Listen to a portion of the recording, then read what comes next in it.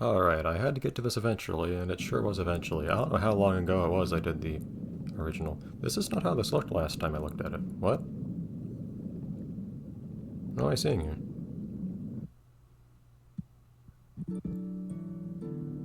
Oh, okay. The title screen is different each time you look at it, I guess. I don't know why I was just seeing a shot of fish. I expected to see the whole, like, strap loader thing and so on, but whatever. Alright, here we are. So this is the sequel to Endless Ocean, which I played some time ago. I am finally setting myself back up for a few more hours of struggling with my sensor bar. Actually, I've mentioned before, it seems to be game by game which ones have problems. This one seems fine so far. I don't know. Maybe certain games apply some amount of, like, smoothing to it. I don't know. Or something like that. I see we have a vocal theme again, but I've heard that this one is a bit more adventure-y than its predecessor. I don't know what that really means, but it's just a thing I very briefly heard. We'll see how that goes. I like the more relaxed feel of the first one. I would not mind getting more of that, but we'll see what this one turns out to be. I can't even remember very confidently how the original one played, actually. I thought it used the nunchuck, but for moving a little bit, but maybe not. I just can't remember how it is you move then, if it's maybe use the D-pad to move forwards, back? I don't know. With the, especially with the like full-on six-way movement, 6-degree of freedom movement that you can enable in that game, it's not the default, I don't think. I hope this one lets you do that as well. It was nice built to just orient yourself in any fashion. You don't see many games that do that, let you have those kinds of degrees of freedom and rotation and so on. Probably in part because it's easy to get turned around and so on. But I think it's also just difficult to actually program and make work well. Usually when people talk about 6th degree of freedom stuff, they're talking about like Elite, I think was the original that really codified that stuff, and then more recently Outer Wilds. Anyways, whales, look at them, they exist. I think the climax of the original game was seeing a whale. Oh, I'm here too, apparently. I thought I was just a camera. I don't think I'm supposed to recognize any of these people. There was another character, I think literally a singular other character in the first game. Oh, there's lots of characters here today. I think in the first game there was literally a singular other character that you interacted with, the person you were on the boat with.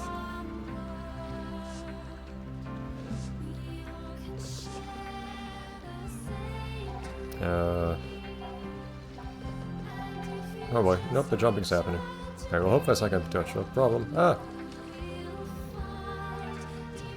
Danger? Whoever thought about that? This is diving. We don't think about those things. I like how they give you a smooth-ish way of deciding whether to be a male or female avatar, and then they just explain in words. Okay, this is the choice you're making. Do you understand?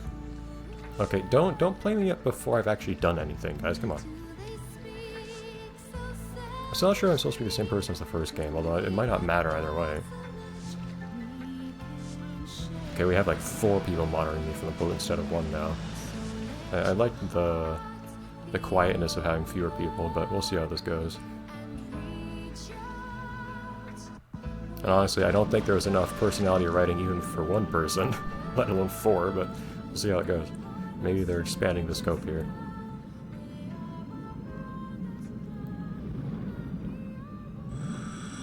Oh, I recognize that sound effect. I don't know how long this was released after the original. I don't know what year the original was released. This was, what, 2009 to 2010, I think it said on the title screen. This is some really loud music, jeez.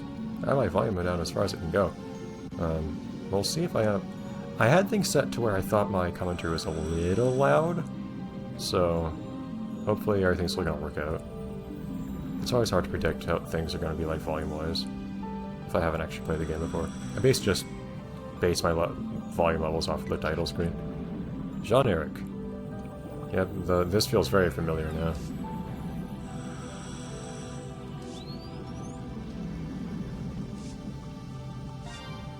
Yeah, it's a compass, we got a depth meter, I guess that's... Yeah, it's an oxygen meter. Yeah, I feel like lots of sound effects are being reused here, this is very familiar. I don't know if they just went immediately to working on this after the first game, if this was released like a year or 2 later or what. I know how directions work. Ah, that's how you... Yeah, that's how you orient yourself. You have to point to things and then... Here we go. May I... Okay, okay, so I have a camera button. 2 moves around the camera, except it kind of... This is the normal camera, this is the kind of first-person almost camera that is just slightly further ahead than the normal camera, and also definitely not in the position of my character, which is very strange. Okay. I was trying to pause to see if I could play with the camera settings to, or play with, like, enabling full 6 degrees of freedom movement like you could in the first game. We'll see. You just point, press A or something? B, that's what it is. Yeah, so I feel kind of impressed they managed to make the controls work with this a little in the way of... This little in the way of... stuff to provide input, I guess.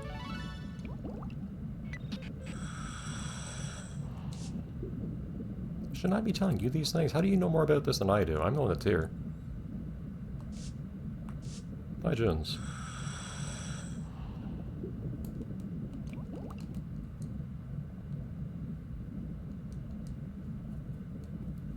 Kind of mashing buttons as I go along here to see if I can make anything else happen, but no, seemingly not so far. I imagine at some point I'll get a pause screen.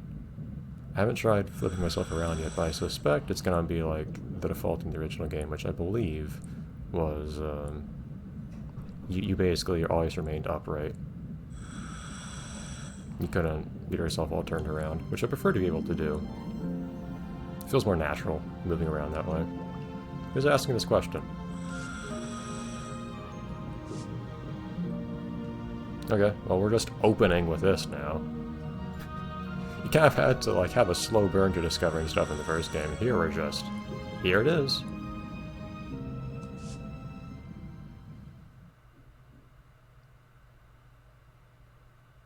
See, I have baby penguins in this game, loading screens. I don't think you ever saw infant penguins in the first game. Although you would have penguins just randomly show up on your boat, which is always kind of funny.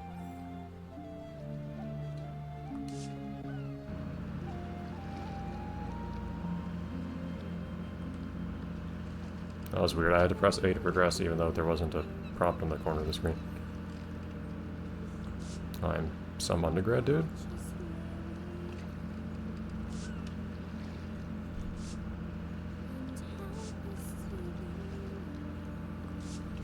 Yeah, you should just... Well, taking time out of... You don't... I guess you can just cut. Well, yeah, I guess you can do that.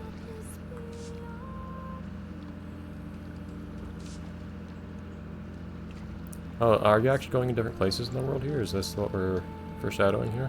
I didn't like you just got to know one area very well. I liked that literally everything was connected in the first game, with the exception of maybe one area, the wreck that you could access through like a kind of ghost ship kind of thing. Mood-wise, it made sense that that was completely disconnected from everything else because it was supposed to feel sort of disconnected from everything, and you couldn't even talk over the radio with your friend back at the boat. Oh, photography, yeah. Oh, do we still have to, like... Yeah, we are doing guided tours again. I didn't really love those, but... okay, I can... There's a what does chat mean? Not the widest selection of characters, in my opinion. Also, is this all uppercase only? Yep, here we go. This is gonna be real... Considering that the entire game is controlled this way, this is gonna be an adventure. I'm gonna have to figure something out, and I've failed to figure anything out up until now. I know that is the case button right there. Which I just promptly ignored to comment on things. Okay, anyways.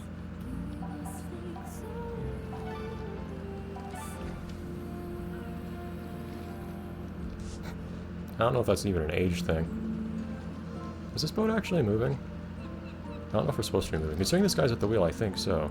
But that island is clearly not moving in relation to us in the background. How would I?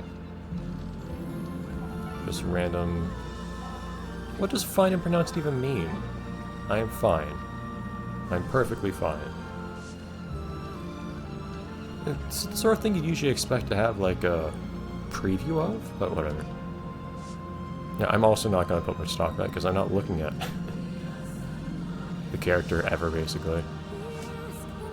I like doing stuff in kind of more of a first-person thing back in the first game. Chill out, background music. This is... We're deciding how my person looks.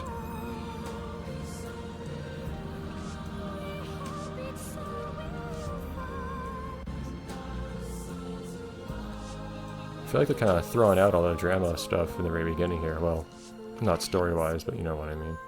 Okay, that's a person. Oh, if you don't like it, you can say, whatever, I'll take it. Again, I don't really care because I'm not gonna be. Maybe you can change other details explicitly if you say no. Maybe it's this kind of a weird, you can skip part of the customization stuff. I don't know. But again, camera's not gonna be showing this person very often anyhow. This is Jean-Eric.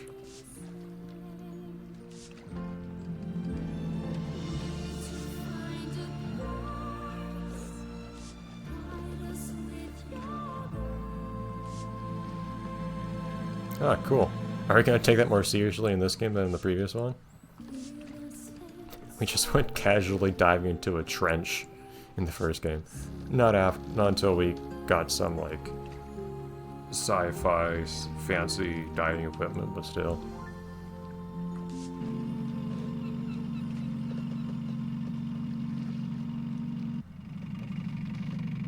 So weird having a whole cast. I don't think the first game really needed a cast, but we'll see where this goes. I kind of like the minimalism of the gameplay loop of the first game, because it really emphasized what the game was about. Am I an applicant? It sounded like I was beyond an applicant at this point.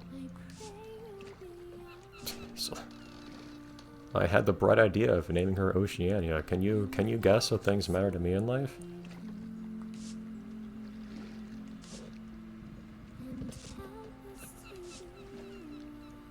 Pretty decent looking game so far, I will say that. Again, I'm not the most concerned about how it looks above the water. But, although it does look better above the water than the first game did, I'll admit that much. From what little I can remember, I'll say. But at least any place that you could, like, reach in gameplay, none of it looked very remarkable land-wise. Of course, the point is being underwater. A menu, amazing. We can save things, we can dive, presuming that's to move around. That might be to advance time. The first game had a functionality where you could just sleep until night or day. Okay, so we have a chart here, we can dive in places. I'm guessing... Yeah, so we'll see if this is like the first game where it's all one big map or not.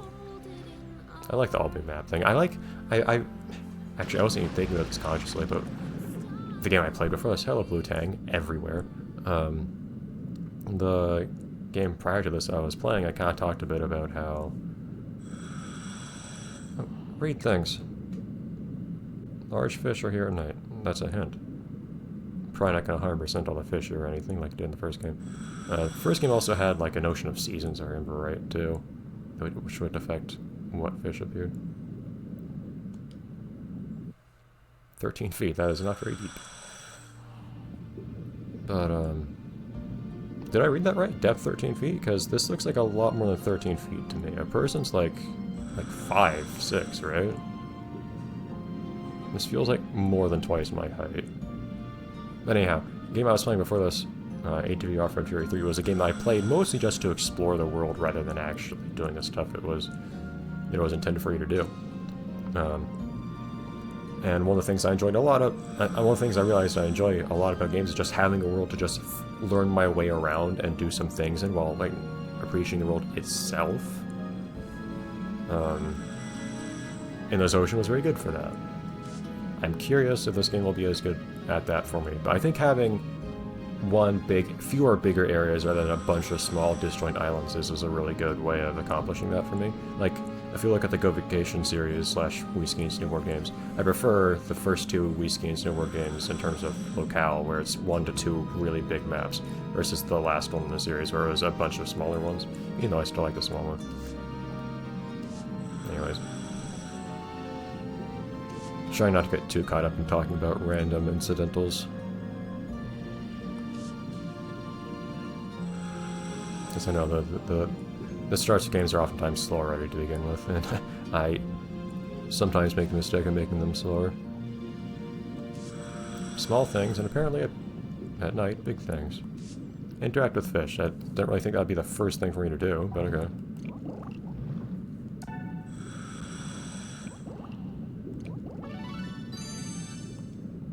Okay, this feels familiar. Oh, and my controller is dead. 1 second. I feel like batteries don't last for me as long as they used to for some reason. I don't know if that's a justified thing to think. And hold on a second. It takes some effort to get my newly connected controller to get acknowledged. 1 moment. Let me play with this. Alright, here we go. So if I remember correctly, you have to rub the fish and so on properly, and or point shiny lights at them to get all the information about them. Yes, you can also feed them. This is a speckled butterfly fish. You can do various things with them. Ooh, options. Oh, here we go. Expert. Expert is the fault. Oh, boy. So now we can actually explicitly rotate or something? Or was that just... What made that rotate like it did just now? That's probably fine. Okay, so we don't have a traditional pause menu with like plus or minus for some reason. What do we have in here? I have a license. Salvage level, interesting. Got the classic outfit.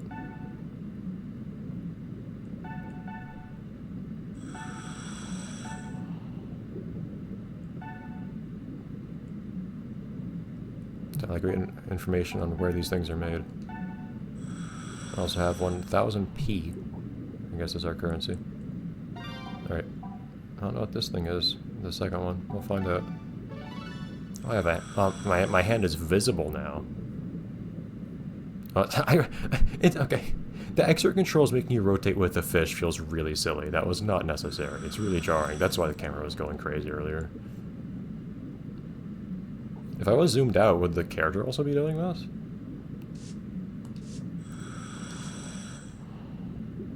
You have to shake the remote to do that? By the way, don't do this in real life. Yeah, just like rubbing up on sharks and whatnot.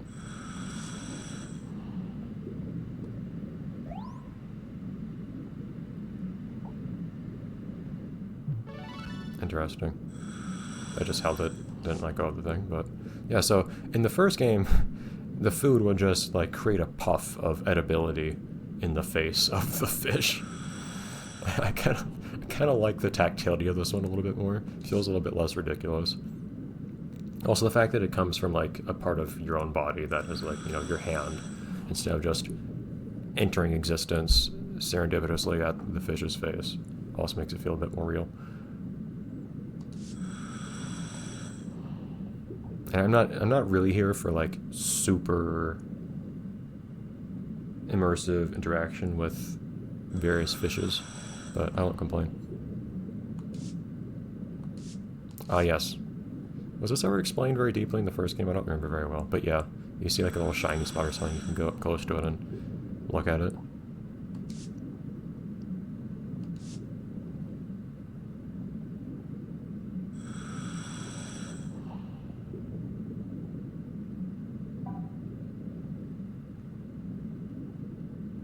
So the game didn't say anything about like learning to identify fish or anything though, which is interesting. Because that was a thing in the first game. Okay, so you... Okay. Do we get additional information from? Oh, it tells you where they appear.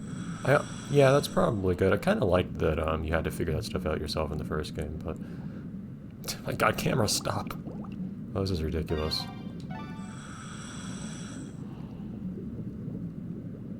Oh, you just wiggle the remote. Oh, yeah, okay, so you just vaguely are implied to stroke them. Okay, I like that a lot less, actually, than actually getting to, like, drag the cursor over them. Okay, letting go actually just makes the thing disappear. I thought... I may have misread, but I thought it was something to the effect of... Oh, no, that actually does toss the thing out. Okay.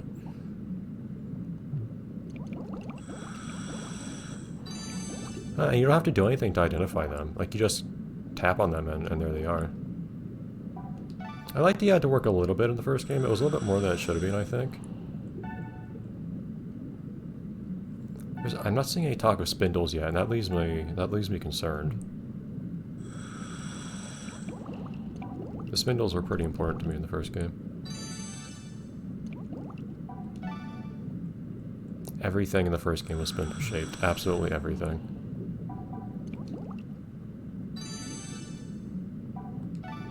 Flame.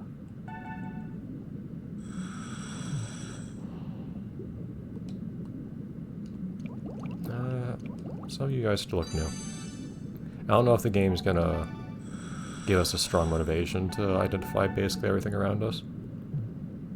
I don't remember if the first game gave you a real reason to or not either, other than just, you know, it being a thing to do, kind of.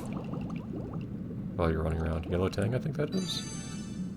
Haha, I still remember fish from back when I played this game the first time. And by that I mean mostly the blue and yellow tang.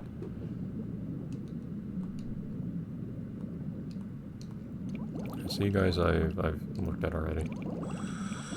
Okay, so here's the boat.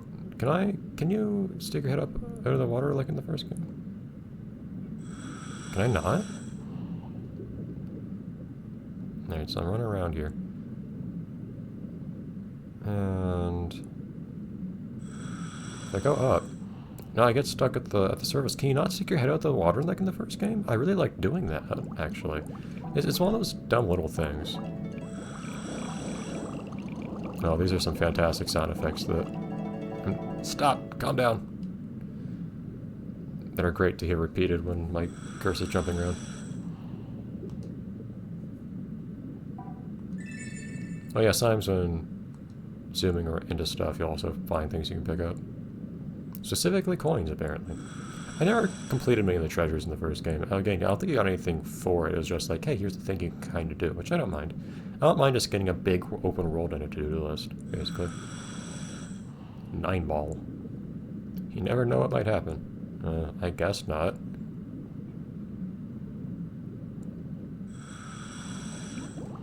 Look at you and your camouflage self. Can I still, like, feed things here? I guess so.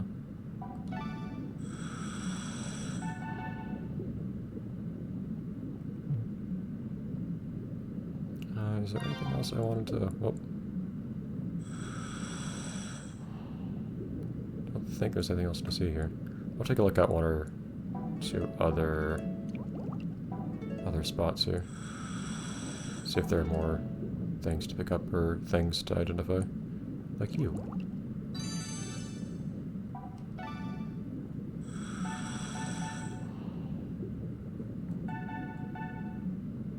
No one's talking about the shapes of these fishes, and that's worrying me. I see this game has kind of retained the very weak correspondence between where you select a zoom point and what you actually see upon zooming in. Graceful flexing.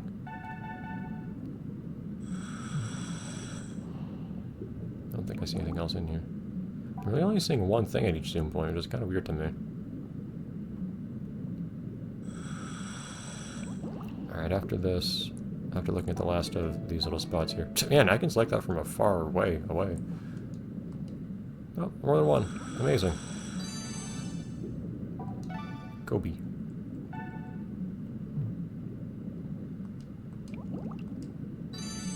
Yeah, you just identify it immediately with no effort. And some of these were really annoying to try to get to identify in the first game, especially all the way up to level 3. Especially some of the deep fish, like deep water fish. But I feel like this is a bit too far in the opposite direction. I like trying to put a little bit of effort into like interacting with the species I encountered. At the same time, I understand the game kind of game developers kind of thought to themselves, you know what, maybe we shouldn't tell people, hey, touch every fish you see. That's a valid concern. Especially some of the species you encounter in that game. Okay. Did I want to talk to you, or did I just want to run off into the great beyond when I was done learning my way around here? Where are you? There you are. Seeing other people underwater is so strange. Although I guess you could do that in the first game too when you did tours. Okay, so I just have to head out on my own. Will do. So do I not have a map I can bring up? Maybe just not yet. Yeah, so at the moment the only direction being... Oh, I'm guessing that second one is just to leave the water. Right now the only direction on the D-pad that does anything is down to bring up that menu. I'm guessing other directions can do stuff like bringing up the map, which can help orient you a little bit. Although maybe I would have a little bit of fun trying to use the map less and just rely on directions or something. I got that one. I do like that you can move the camera around here. I don't think you could do that in the first game. Yeah, being able to move just a little bit helps a whole lot. Alright, I'll see what they say when I... It's weird how far away I can do this from. I'll see what everyone has to say to me when I leave this tiny little area, but then I'll probably cut off this episode. And this series will do the usual 15-minute episode thing, I think. Probably? I don't know, 15 minutes was a bit short in the first game, wasn't it? Especially as my tank capacity got longer and longer, and a dive could be like multiple episodes or something, I think. Like a lot of them. I don't know, I may rethink the episode like this time goes on here, because this might be a game that's good for longer outings.